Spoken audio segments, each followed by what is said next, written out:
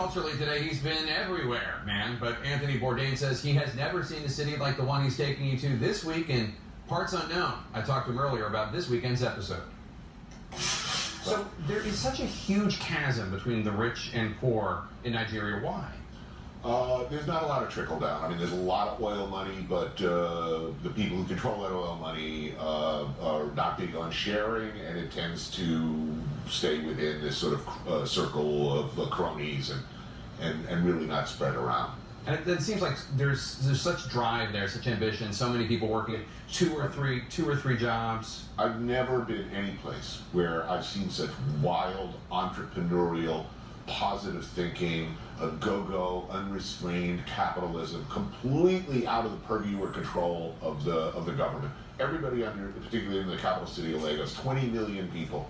These people understand the government is not going to provide them with anything. So everyone somehow provides themselves with power, water, all basic services. You got to hustle in Nigeria, and they do. And the positive attitude is unlike anything I've ever seen. What's the best example of entrepreneurship that you've seen? There's an area there. It's hundreds of millions of dollars going through this one neighborhood of Lagos called Computer Village.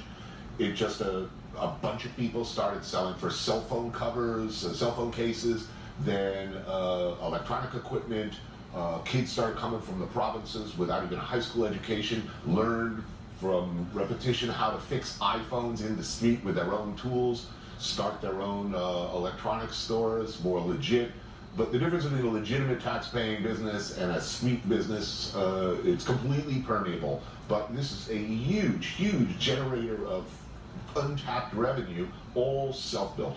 And you talk about the government not doing things for people, and in fact, when the government has tried to get involved, it's usually made things messier and harder for people.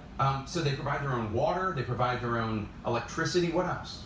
Well, to some extent, law and order is administered largely by people called area boys who work hand in hand with the police and are kind of like old ward bosses used to be back in the early days of New York politics, meaning the people who run and administer the streets and tax everyone from pedestrians, cab drivers, bus drivers.